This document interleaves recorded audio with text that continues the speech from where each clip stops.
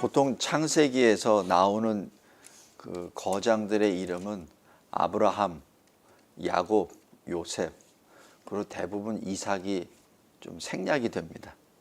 그래서 오늘은 이삭을 보겠습니다. 이삭은 좀 특별한 인생을 걸어온 우리의 믿음의 선진입니다. 이삭은 아버지 아브라함이 100세 때 태어났죠. 그리고 창세기 22장에 보면은 자기가 장작을 메고 산으로 올라갑니다. 그러니까 장작을 메고 올라간 일 정도 되니까 한 최소한 15세 이상은 되지 않았나 생각이 듭니다. 아마 그전에는 나이가 어려서 못할 테고, 그러니까 적게는 15세, 많게는 한 20세 정도, 그 정도 선에서 지금 아버지 아브라함과 같이 산에 올라갔죠. 그때 아브라함 아버지 나이는 한 115세, 120세 정도 됐을 겁니다. 새벽부터 아침 일찍부터 아버지랑 같이 종들하고 같이 갔습니다. 그리고 그 산에 가까이 도달해서는 아버지가 갑자기 종들을 다 보내고, 그리고 그 짐을 아들 본인이 이삭이 메고 올라가죠. 이삭이 아버지께 묻습니다. 아버지, 장작도 있고 불도 다 있는데 양은 어디 있습니까? 그 당시 이삭은 그게 자기가 무슨 말을 하는지도 모르고 그냥 물어보았죠. 아버지가 말씀합니다. 아들아, 하나님이 예비하실 거란다. 그리고 올라갔습니다. 그러자 갑자기 아버지가 자기 자신을 묶어요. 그리고 제단 위에다 올려놓습니다. 여러분이 만약에 이삭이라면 어떠한 심정이었겠습니까? 15세 정도 이상 되면은 할아버지가 잡는다고 잡히지 않죠. 아마 내가 아버지 아브라함에게 만약에 그 순종하는 마음이 없다면은 아마 분명히 튕겨 나갔을 겁니다. 훨씬 빨리, 그리고 힘도 더 세겠고. 그러나 성경은 거기에 대해서 전혀 말이 없고 그냥 이삭이 위에 제단에 뉘었고 아버지는 죽이려고 했습니다. 그때 여호와의 사자가 아브라함아 아브라함아 부르면서 그 아이에게 손대지 말라. 그리고 내가 진정 내가 나를 사랑하는지 알았다. 너의 독생자까지도 아끼지 않을 만큼 나를 사랑하는 줄 내가 알았다. 그 말씀을 들을 때 여기 창세기 22장에서는 아브라함이 주체가 돼서 들은 걸로 되어 있는데 이삭도 분명히 들었습니다. 그리고 하나님께서 예비하신 순양을 가지고 자기 대신 잡아서 하나님께 번제 드렸고, 그때 이삭은 그때 있었죠. 그때 아마 이삭이 알았을 겁니다. 아, 내가 저 제단에 제물로 바쳐졌었구나.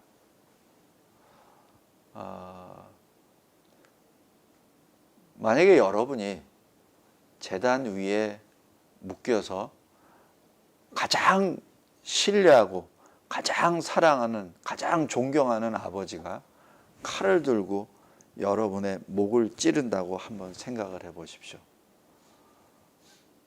그 상황이라면 어떤 생각이 들겠습니까? 이삭 하면은 그저 굉장히 평이한 삶을 살았다고 보통 봅니다. 누구에 비해서? 아브라함에, 야곱에 비해서, 요셉에 비해서. 그러나 이삭은 그 어렸을 때, 10대 때 엄청난 충격을 아마 거기서 받았으리라 봅니다. 그리고 그 다음에 이삭의 인생은 거의 아무 표현이 없어요. 그냥 아버지가 하라는 대로. 이삭의 아내를 구할 때도 마찬가지. 이삭이 뭐 의사 표현하는 게 없어요. 그냥 아버지가 그 가장 노종, 신뢰할 만한 노종을 보내서 데려와라. 둘이 언약을 맺습니다. 이삭은 빠져요. 그리고 둘이 가서 그 종이 가서 그 아내 될 사람 신부감을 데리고 오죠. 올 때 그때는 또 아브라함은 없습니다. 이삭만 등장합니다. 이삭이 멀리 그 들판에서 기다리죠. 그러다 오는 일행을 보고 맞이하고 어머니 사라의 장막으로 같이 들어가서 잃어버렸던 어머니 그 사라로부터 받은 그 슬픔을 신부로 인하여 위로를 받는다라고 기록합니다. 그때 나이가 40세입니다. 이삭 엄청난 그때 아마 영적 충격을 받았을 테고 그 이후에 이삭의 그 인생 여론은 사실 거의 표현 없이 그러나 하나님 말씀에 순종하는 그 길을 계속 걸어갔었던 믿음의 선진이었습니다. 그리고 이삭은 누가 싸우질 않았어요. 싸움을 걸면은 그냥 알았다. 특별히 그런 거기에서는 당시에 우물이 굉장히 중요한데 우물 때문에 옆에 이방 족속과 싸우면은 그대로 또 갑니다. 또 가서 또 파요. 근데 팔 때 어디를 팠느냐? 아버지가 판 데를 팝니다. 어떻게 알았죠? 아버지가 그때 같이 있었습니다. 비록 이 아브라함에 대한 말은 없지만은 지금 아브라함을 모시고 이삭이 계속 가고 있었던 것이죠. 아마 그래서 이삭이 아버지가 팠었던 그 우물자리를 팠을 수도 있고 아니면 이삭이 그것을 기억하고선 그쪽으로 갈 수도 있습니다. 하여튼 어쨌든 아브라함 아버지가 팠었던 그 우물을 또 파고 또 누가 와서 싸움을 걸려면은 또 그대로 놔두고 또 다른 데 가서 또 팝니다. 성도 여러분, 이삭의 삶은 굉장히 여유가 있어요.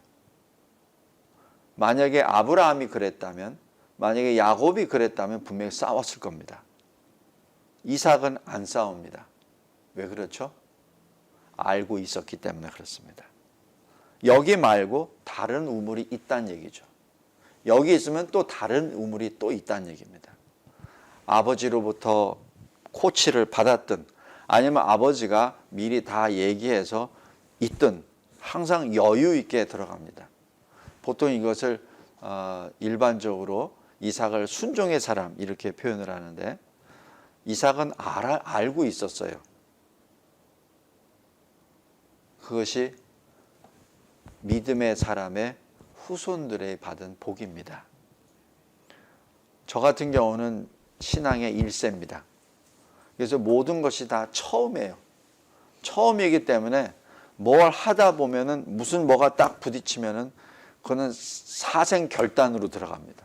왜냐하면 경험도 없고 그 다음에 나에게 코치해 주는 사람도 없고 그냥 말씀 붙잡고 기도하고 그냥 이것이 옳다 그러면 그걸로 나가죠. 그것이 무슨 길이 됐든 그냥 나갑니다. 그것이 개척자의 마음과 개척자 후손의 마음하고의 다른 점이죠. 이삭은 순종의 사람이지만 굉장히 여유 있었던 사람으로 사실 보입니다. 언제까지?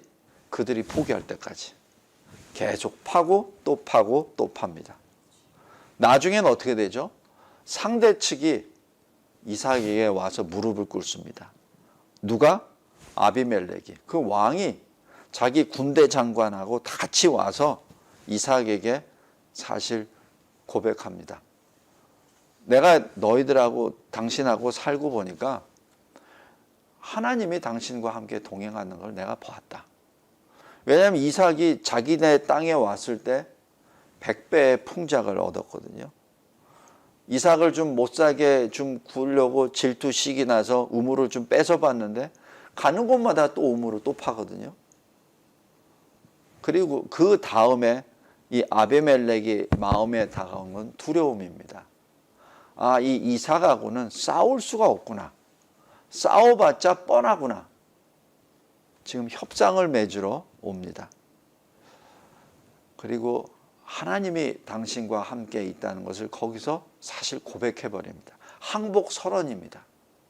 이삭에게는 군병력이 없습니다. 그러나 군병력이 있는 사람이 와서 협상하자 그런 거죠. 평화 협상을 맺자고 하는 겁니다. 하나님의 역사입니다. 우리 동역자 여러분, 여기까지 보았을 때 이삭의 그 신앙의 행보는 굉장히 자랑스럽고 굉장히 단단합니다. 하나님이 동행하시고 이삭이 하는 것마다 하나님이 형통케 하셨습니다. 그런데 문제는 자식 때문에 늘 마음에 눌렸습니다. 자식을 갖지 못했어요. 40세에 결혼을 했는데 자식이 없습니다. 그래서 기도를 하고 또 하나님의 응답을 받아서 60세에 아들을 낳았는데 쌍둥이를 낳습니다. 태중에 싸우기 때문에 아내가 묻습니다. 도대체 이게 어떻게 된 거냐 해서 하나님께 기도하니 두 민족이 싸우고 있다고 하고 큰 자가 작은 자를 섬기리라 라고 하나님이 말씀을 주십니다. 그리고 우리가 잘 아는 에서와 야곱을 낳게 되죠. 자, 여기서 에서는 40세가 됐을 때 그 이방 족속의 여자들과 결혼을 해서 살면서 이 이삭과 리브가의 근심거리가 됩니다. 반면에 야곱은 결혼하지 않았습니다. 그러니까 에서가 40살이면은 야곱은 몇 살이죠? 40세입니다. 보통 우리가 설교를 하거나 아니면 특별히 이제 이 본문을 가지고 이제 그 주일 공과 이제 설명을 할 때 뭐 팥죽을 해서 장자권을 얻고 오늘 본문에처럼 아버지로부터 오는 하나님의 축복권을 빼앗고 하는 것을 묘사할 때 야곱을 철없는 소년으로 비유하는 경우가 종종 있습니다. 아닙니다. 아닙니다.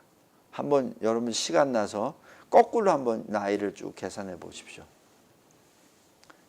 이 당시 나이가 대략 70이 넘습니다. 지금 이 야곱은 결혼을 안 하고 있었어요. 반면에 에서는 40세에 결혼을 해서 부모의 근심거리가 됐죠. 불신자와의 결혼을 해서 근심거리가 됐고 야곱은 신앙을 지키느라고 결혼을 하지 못한 상태에서 상당 기간을 보냈습니다. 자, 여기까지 배경입니다. 이삭이 나이가 많아 눈이 어두워 잘 보지 못하더니 맏아들 에서를 불러 이르되 내 아들아 하매 그가 이르되 내가 여기 있나이다 하니 2절 이삭이 이르되 내가 이제 늙어 어느 날 죽을는지 알지 못하니 그런즉 내 기구 곧 화살통과 활을 가지고 들에 나가서 나를 위하여 사냥하여 내가 즐기는 별미를 만들어 내게로 가져와서 먹게 하여 내가 죽기 전에 내 마음껏 내게 축복하게 하라. 지금 이 말씀 자체는 이삭이 나이가 많아 눈도 제대로 보이지 않고 그래서 이제 죽을 때가 언제 될지 오늘일지 내일일지 모르는 상태가 되어서 지금 자기가 받은 하나님의 그 복을 장자에게 주기를 원한 것이죠. 이미 이삭은 야곱이 형 에서로부터 장자권을 지금 받았다는 것을 알고 있습니다. 그런데 이삭은 여전히 에서에게 축복하고자 합니다. 그죠? 여전히. 이삭은 분명히 하나님이 정하신 것을 들었습니다. 언제? 태중에 있을 때부터. 큰 자가 작은 자를 섬기라는 것을 이미 알고 있었어요. 그러나 여전히 이삭에게는 에서가 장자였고 에서에게 그 축복을 최소한 장자권은 빼앗겼을지언정 축복이라도 내가 에서에게 주어야 되겠다라는 그러한 고집이 있습니다. 언제? 나이가 들어서. 어떻게? 눈이 어두워졌을 때. 그리고 죽기가 얼마 안 남았을 때. 자, 이삭이 몇 살 때 죽냐면은 이삭의 나이가 180세라. 이삭이 나이가 많고 늙어 기운이 다함에 죽어 자기 열조에게로 돌아가니 그의 아들 에서와 야곱이 그를 장사하였더라. 180세에 죽습니다. 그러면은 에서와 야곱의 나이가 어떻게 되십니까? 60세에 났으니까 120세입니다. 그러니까 에서와 야곱의 나이가 굉장히 많은 거예요. 그러니까 지금 오늘 여기 27장에 이 축복권을 가지고 지금 쌍둥이끼리 서로 다투고 하는 그 자체는 10대, 20대에 벌어진 일이 아닙니다. 최소한 40세 이상, 그리고 장기 길게 보면은 7, 80, 70대입니다. 제가 왜 이런 말씀을 드리냐면은 그냥 야곱이 어떤 순간적으로 젊은 혈기로 했다는 게 아니라는 것을 여기서 제가 지적하고 싶은 거예요. 보통 이 야곱을 보았을 때 보통 그렇게 판단을 해버립니다. 젊어서 혈기로 한 거 아닙니다. 야곱은 분명히 지금 형 에서가 이방 여인들하고 지금 결혼을 해서 실족해버렸고 하나님으로부터 떠나버렸고, 근데 하나님으로부터 한 언약은 내가 실현해야 되겠고, 지금 굉장히 갈박한 거예요. 그래서 그 언약을 실현하기 위해서 나름대로 자기 뭘 해보려고 했던 겁니다. 거기에 어머니도 같이 합력을 한 거죠. 어머니도 같이 들었으니까. 태중의 두 아이를 뵀을 때부터 그때 둘이 싸운 것을 본인이 누구보다도 더 잘하지 않습니까? 이삭이 알았겠습니까? 아닙니다. 리브가가 더 알죠. 자기 몸속에서 두 민족이 싸우고 있다는 것을 자기가 피부로 느꼈고, 그래서 하나님께 기도했고, 그것을 응답을 받았습니다. 여기 리브가의 이 마음에는 늘 이 다음 둘째 아들에게, 왜 어머니라고 장자에게 뭘 넘기는 것을 싫어했겠습니까? 그러나 자꾸 딴 길로 가는데요. 불신의 길로 계속 가버리는데, 그럼 어떡합니까? 천상 남은 아들 붙잡을 수밖에 없죠. 지금 마지막으로 이삭이 죽기 직전에 하겠다고, 자기 생각에는 죽기 직전에 하겠다고 했지만은 사실 그의 죽음은 한참 대략 한 50년 이상 후에 하나님께로 가죠. 자, 그러고 나니 이 어머니는, 이삭의 아내는 늘 노심초자했습니다. 리브가는 누구보다도 이삭을 잘 아는 사람입니다. 이삭이 지금 무슨 생각을 하고 있는지 다 알고 있죠. 우리 여기 동역자분들 중에서 아내 되신 분들은 아마 제가 무슨 말인지 잘 아실 겁니다. 아무리 남편이 속으려고, 아무리 여기다가 뭐 가면을 쓰고, 뭐 아무리 표정 관리를 한다 하더라도 남편의 그 속은 남편보다 아내가 더 잘합니다. 리브가가 꿰뚫고 있습니다. 저 영감탱이가 기회만 노려서 지금 불신자와 결혼한 저 에서, 언약이라고는 언약 자체를 아예 다 팽개쳐버린 그 아들에게 지금 주려고 하는데, 그래서 리브가가 야곱과 같이 손을 잡죠. 그래서 우리가 잘 아는 대로 다 그렇게 해서 야곱이 다 축복을 다 받습니다. 자, 여기서 오늘 본문으로 들어갑니다. 만약에 여러분이 이삭이라고 생각해 보십시오. 나이 많이 들어서 이제 유언의 차원으로 자기가 받은 아버지 아브라함으로부터 받은 그 축복을, 하나님의 복을 지금 내가 사랑하는 에서에게 지금 주려고 했는데 지금 넘어가 버린 거예요. 눈이 어둡다 보니까, 늙다 보니까, 판단력이 부족해서 자기 큰아들인지 작은 아들인지도 구분도 못하고 그냥 작은 아들에게 다 줘버렸습니다. 보통 우리 이 영화나 소설이나 드라마 같은 데서 딱 보면은 이럴 때 이삭의 반응은 화죠. 역정입니다.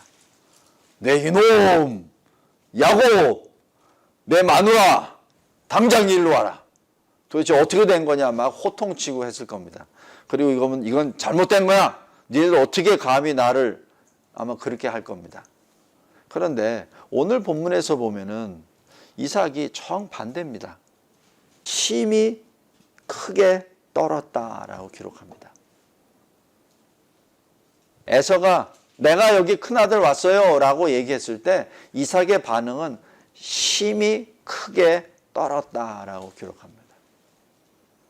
무슨 말씀이죠? 이삭은 자기 고집대로 하고 싶었습니다. 자기 감정이 가는 대로 하고 싶었습니다.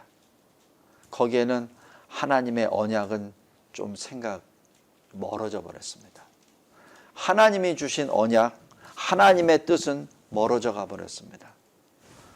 자기 아버지 아브라함에게 하나님께서 주신 너의 후손이 바닷가의 모래알처럼 많을 것이다.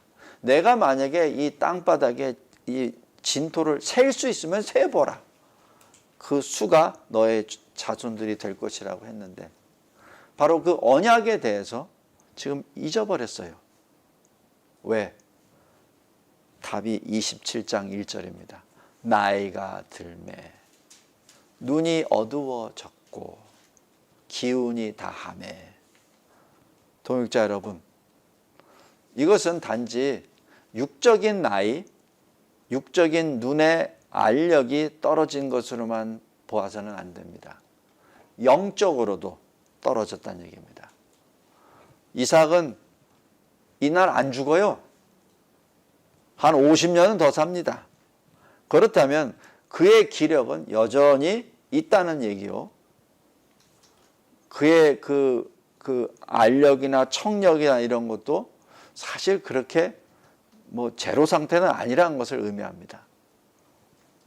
그렇다면 무엇이죠? 영적인 상태입니다. 영적인 상태가 나이가 들어버렸습니다.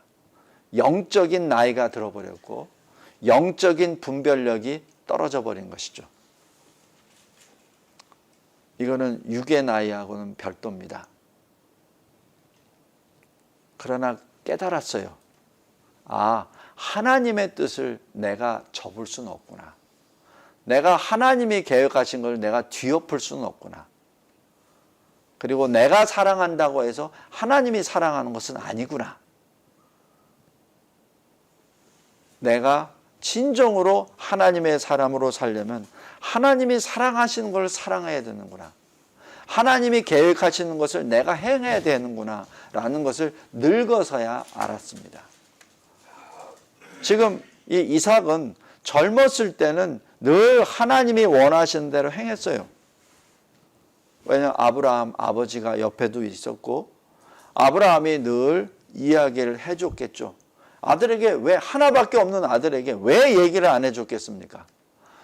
창세기 1장 1절 말씀부터 계속 아마 이삭에게 얘기해 줬을 거예요. 태초에 하나님이 천지를 창조하시니라 라부터 계속해서 이삭에게 알려주고 이삭은 그것을 듣고 외우고 외웠을 겁니다. 그 말씀을 또 에서와 야곱에게도 또 그대로 전해줬을 거예요. 그러니까 나중에 모세가 이것을 기록했죠. 말씀 교육이 계속해서 들어갔습니다. 계속 안 들어간 거 아니에요.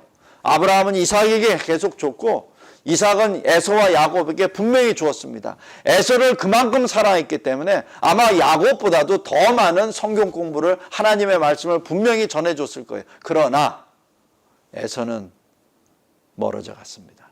그 멀어져 간 것을 이삭은 인정하려고 하지 않았습니다. 하나님의 말씀을 인정하지 아니하고 자기 뜻대로 하려고 했었죠. 그러니까 난 몰래 에서에게 축복하려고 했죠. 만약에 정식으로 축복을 하려면 어떻게 해야 됩니까? 다 불러야죠. 다 불러서 축복해야죠. 이삭이 이렇게 한 게 반면에 야곱은 어떻게 했죠? 야곱은 자기 죽을 때를 정확히 알았습니다. 다 부릅니다. 다 불러서 다 축복해 줍니다. 12지파 아들들 또 손자 요셉의 두 아들까지 다 해서 다 얘기해 줍니다.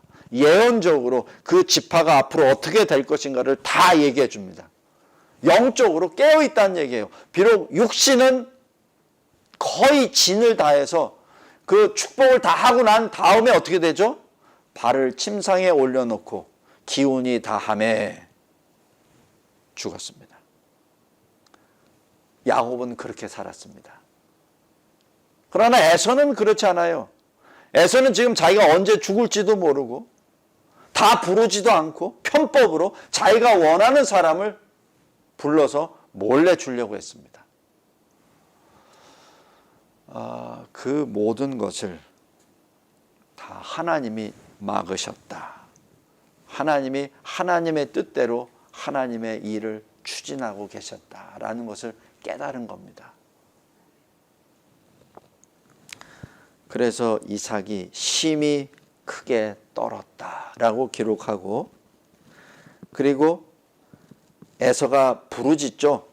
그러나 33절 마지막 부분은 그가 반드시 복을 받을 것이다 라고 영적으로 드디어 말합니다. 그 전까지만 하더라도 육적으로 움직였던 이삭이 영적으로 결론을 맺습니다. 우리 동역자 여러분, 우리의 인생 여정이 강건하면 7, 80, 요새는 100세 시대를 살고 있습니다. 나이가 든다고 하여 영의 나이가 들어서는 안 됩니다. 나이가 들면은 들수록 영의 나이는 더욱더 새로워져야 합니다. 육신의 장막을 다 벗어지는 그 순간까지 영은 늘 날마다 새롭고 하나님을 바라봐야 합니다. 만약에 그러지 않을 때는 사실 오늘 읽었었던 이삭처럼 과거의 그 엄청난 경험을 체험을 한 사람입니다. 하나님의 음성도 들었고 아버지 아브라함과 같이 그 참 말로 표현할 수 없는 그것을 다 경험했고 하나님의 형통하심을 다 직접 경험했고 아비멜렉 왕과 군대 장관이 와가지고 자기에게 머리를 숙였었던 그것을 다 체험했던 바로 그 장본인이었습니다. 사실 어찌 보면 믿음의 장부죠. 그러나 나이가 들어 영이 쇠퇴해버리고 나니 앞에 보이는 것이 없었습니다. 물론 모든 것이 하나님의 섭리로 하나님의 모든 것을 합력하여 선을 이루셔가기 때문에 야곱과 요셉이 나왔고 그리고 이스라엘의 국가가 형성될 수 있었죠. 그러나 만약에 이삭이 영적으로 깨어 있었더라면 굳이 야곱이 그런 고난의 길을 걸어갈 필요가 있었을까?